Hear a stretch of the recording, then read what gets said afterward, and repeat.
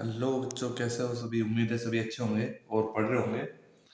तो हमारा चैप्टर चल रहा था कार्बन। हमने देखा था कार्बन कार्बन की वैलेंसी देखी थी हमने। कार्बन किस तरीके के बंध बनाता है, सहसंयोजक बंध बनाता है, वो देखा था हमने। हमने देखा था H2 कैसे बनता है, O2 कैसे बनता है ना।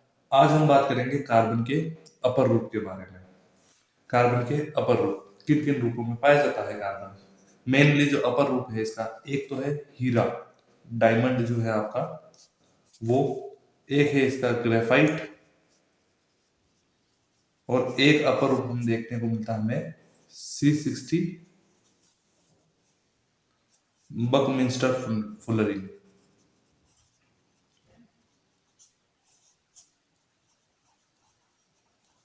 तो मेनली ये तीन हमें अपर रूप देखने को मिलते हैं। सबसे पहला अगर हम बात करें तो पहला है आपका हीरा। हीरे हीरा क्या होता है कि हीरा अब तक का ज्ञात सर्वाधिक कठोर पदार्थ है। इससे ज्यादा कोई स्ट्रॉन्ग मैटर है ही नहीं, है ना। पदार्थ जो है सबसे ज्यादा कठोर जो है वो हीरा ही पाया गया अभी तक। क्यों स्ट्रॉन्ग होता है, ऐसा क्यों है, कारण क्या है कि इसका जो प्रत्येक कार्बन परमाणु है ना, प्रत्येक कार्बन परमाणु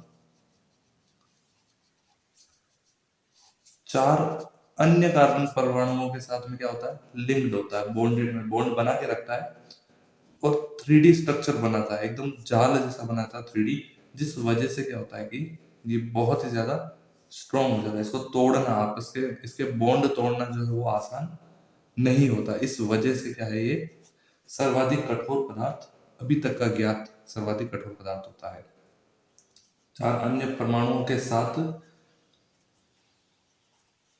आबंधित होकर क्या करेगा, 3D संरचना बनाता है। 3D संरचना बनाता है। कैसे संरचना बनती है, मान लीजिए ये कार्बन परमाणु है, इस कितने के साथ बनाएगा ये बॉन्ड, चार के साथ बनाया, कुछ इस तरीके से। अभी ये भी किसके साथ बनाएगा, चार के साथ बनाएगा। एक तो ऊपर बना ही रखा है, एक इधर, एक इधर और एक इधर। अब ये वाला ये भी क्या करेगा, ऐसे ही चार के साथ बनाएगा, इधर इधर इधर। और ये होगा इसके चार परमाणु, एक दो तीन और चार। ये वाला भी चार के साथ बनाएगा, ऐसे ऊपर ये एक दो तीन और चार। इस तरीके से क्या है कि ये 3D स्ट्रक्चर बनाता है और बहुत ही स्ट्रॉन्ग होता है, क्योंकि आपस में इंटर मोलिकुलर जो अट्रैक्शन है इनका वो काफी ज्यादा रहता है। मतलब कि इनके परमाणुओं के बीच में जो है वो आकर्षण बल बहुत ज्यादा रहता है। हीरा अब तक का ज्ञात सर्वाधिक कठोर पदार्थ है। हीरा अब तक का ज्ञात सर्वाधिक कठोर पदार्थ है। तो उम्मीद है ये तो चीज समझ में आई होगी। दूसरा जो है वो होता है ग्रेफाइट। अब हीरा जहां पर बिल्कुल कठोर है, वहीं पर ग्रेफाइट जो है आपका, ग्रेफाइट जो है थोड़ा फिसलनशील रहता है और चिकना टाइप का रहता है। होता क्या है कि कार्बन का प्रत्येक परमाणु, इसमें भी कार्बन के जो परमाणु है, कार्बन का प्रत्येक परमाणु अन्य तीन परमाणुओं के साथ में आबंधित रहता है। परमाणु कार्बन के अन्य तीन परमाणुओं के साथ आबंधित रहता है। और कैसा रहता है, एक ही तल में, मतलब एक ही लेयर के अंदर वो रहता है। और आपको जो इसकी स्ट्रक्चर जो मिलती है, इसकी संरचना जो मिलती है, वो आपको ऐसी ही परत के ऊपर परत जैसे जमी हुई मिलती है। जैसे आपने देखा होगा कि बच्चों का जो वेफर बिस्किट होता है ना, उसके ऊपर क्या होता है कि परत के ऊपर परत चढ़ी होती है, जो क्या है आसानी से निकल जाती है। वैसे ही क्या होता है, इसकी ये परत की परत होती है, एक परत उसके ऊपर एक परत उसके ऊपर एक परत, ऐसे बहुत सारी परतें एक के ऊपर व्यवस्थित रहती है। जिस वजह से क्या होता है, फिसलनशील रहता है और बहुत ही चिकना रहता है। तो एक ही तल में षटकोणीय व्यू मिलता है, षटकोणीय व्यू मिलता है। अब कैसा मिलता है, देखिए ये कुछ इस प्रकार से मिलता है, ऐसा।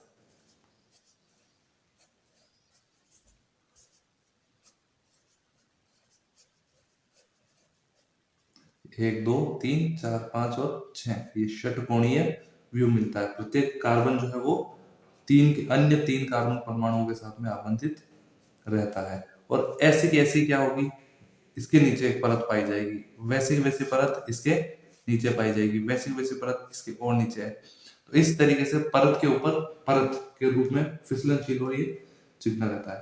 तो कैसा, परत के ऊपर परत, परत के ऊपर परत के रूप में कैसा रहेगा, फिसलनशील, फिसलनशील तथा चिकना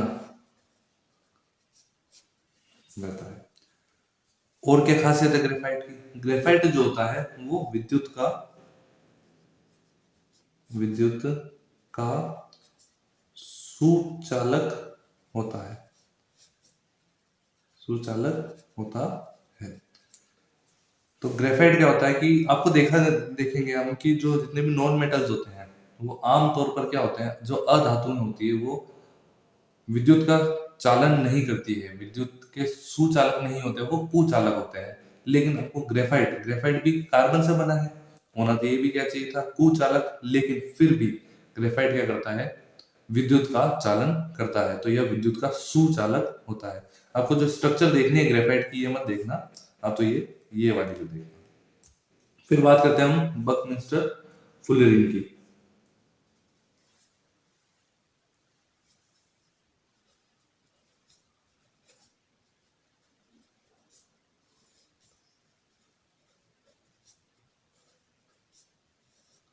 बकमिंस्टर फुलरिंग, कितने कार्बन, C60 सबसे पहले खोजा गया था, C60 जिसमें कार्बन के परमाणु, कार्बन के परमाणु किस रूप में व्यवस्थित रहते हैं, फुटबॉल के जैसे व्यवस्थित रहते हैं। हमने फुटबॉल देखी है, खेली भी है उसके साथ में। तो जो फुटबॉल होती है उसके रूप में क्या होते हैं, ये व्यवस्थित रहते हैं। सबसे पहले जो इसकी संरचना बताई थी वो बताई थी बकमिंस्टर ने, तो इसी वजह से उनके नाम से ही क्या हो गया, ये बकमिंस्टर फुलरिन हो गया। तो ये चीज समझ में आई होगी। फिर कार्बन की सर्वतोमुखी प्रकृति, सब जगह आपको कार्बन क्यों दिखता है, कारण क्या है कि कार्बन इतना कम होते हुए भी कार्बन की इतनी सारी चीजें आपको नजर आती है। हमने देखा था कार्बन बहुत ही अल्प मात्रा में मिलता है, खनिज के रूप में भी और हमारे CO2 गैस के रूप में भी बहुत ही अल्प मात्रा में है, लेकिन फिर भी हमें कार्बन के जो यौगिक हैं वो बहुत ज्यादा देखने को मिलते हैं। कारण क्या है, कारण दो कारण सबसे मेन है। एक तो कार्बन की जो वैलेंसी है यानी कि संयोजकता है वो कितनी है, चार। चार संयोजकता होने के कारण वो अधिक से अधिक परमाणुओं के, अन्य तत्वों के परमाणुओं के साथ या फिर खुद के परमाणुओं के साथ में क्या करता है, वो बॉन्डिंग करता है या आबंध बनाता है, जिस वजह से क्या होता है वो सब जगह हमें नजर आता है, उसके बहुत सारे यौगिक पाए जाते हैं। और दूसरा क्या है, श्रृंखला। तो सर्वतोमुखी प्रकृति सब जगह क्यों देखने को मिलेगा, जिसमें सबसे पहले जो हमने बात की, सबसे पहला जो आएगा वो आएगा श्रृंखलन, श्रृंखलन, कैटिनेशन इसको इंग्लिश में बोलते हैं।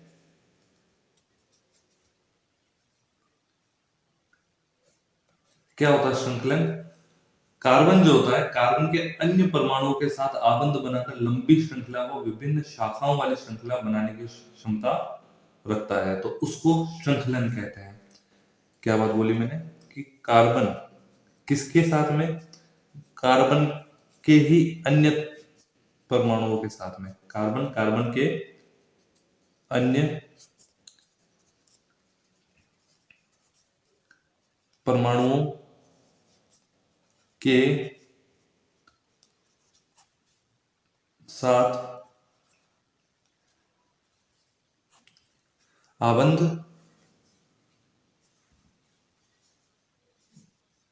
बनाएगा, बॉन्डिंग करेगा, बनाकर किस तरीके की श्रृंखला बनाएगा? लंबी श्रृंखला भी बना सकता है और शाखा वाली भी श्रृंखला बना सकता है। वह विभिन्न शाखाओं वाली श्रृंखला, शाखाओं वाली श्रृंखला बनाने की क्षमता जो है वो क्या कहलाती है? श्रृंखलन कहलाती है।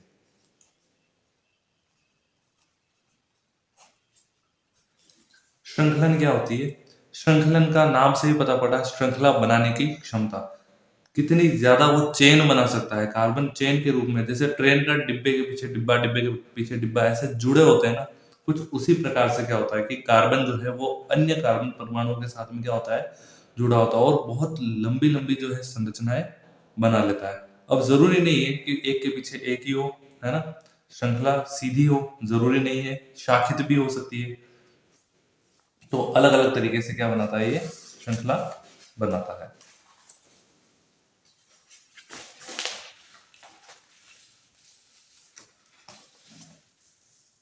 तो ये तो हो गई श्रृंखला बनाने की। किस तरीके से जुड़ सकते हैं कार्बन कार्बन आपस में? कार्बन के परमाणु एक बंध, द्विबंध व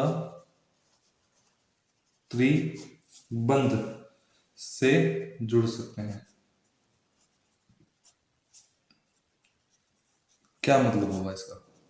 इसका मतलब ये है कि कार्बन और कार्बन के बीच में सिंगल बॉन्ड, यानी कि सिर्फ केवल एक ही बंध हो, तब क्या होता है? वो एकल बंध कहलाएगा। संतृप्त यौगिक, उसके जो यौगिक जो होते हैं वो क्या कहलाते हैं? संतृप्त यौगिक कहलाते हैं।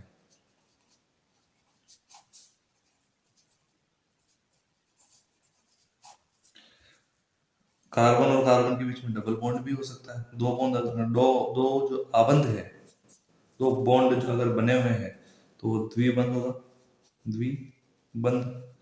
और कार्बन और कार्बन के बीच में अगर तीन बॉन्ड बने हैं तो वो त्रिआबंध होगा, द्विआबंध और त्रिआबंध। ट्रिपल बॉन्ड और डबल बॉन्ड। ट्रिपल बॉन्ड और डबल बॉन्ड ये बॉन्ड नहीं है, ये तो मैंने दर्शाने के लिए लिखा है। बॉन्ड केवल ये है, कार्बन कार्बन के बीच में एक, कार्बन कार्बन के बीच में दो, कार्बन कार्बन के बीच में तीन।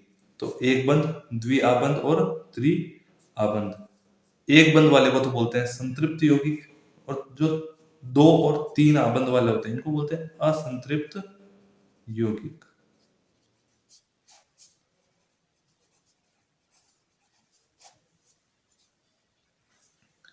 तो एक रीजन जो हो गया वो हो गया श्रृंखलन। कार्बन सब जगह हमें देखने को इसलिए मिलता है क्योंकि कार्बन कार्बन के साथ में क्या बना देता है? श्रृंखला बना देता है। दूसरा हमें देखने को मिलता है कार्बन की संयोजकता। कार्बन की संयोजकता कितनी होती है? कार्बन की संयोजकता 4 होना। कार्बन की वैलेंसी जो है, एक जुड़ने की जो कैपेसिटी है दूसरे परमाणुओं के साथ में, कितनी है? 4 है। यानी कि देखिए ये कार्बन है, इसके एक बॉन्ड, दो, तीन और ये 4, यानी कि 1, 2, 3 और ये 4 चीजों से ये जुड़ सकता है, 4 अन्य परमाणुओं से ये जुड़ सकता है।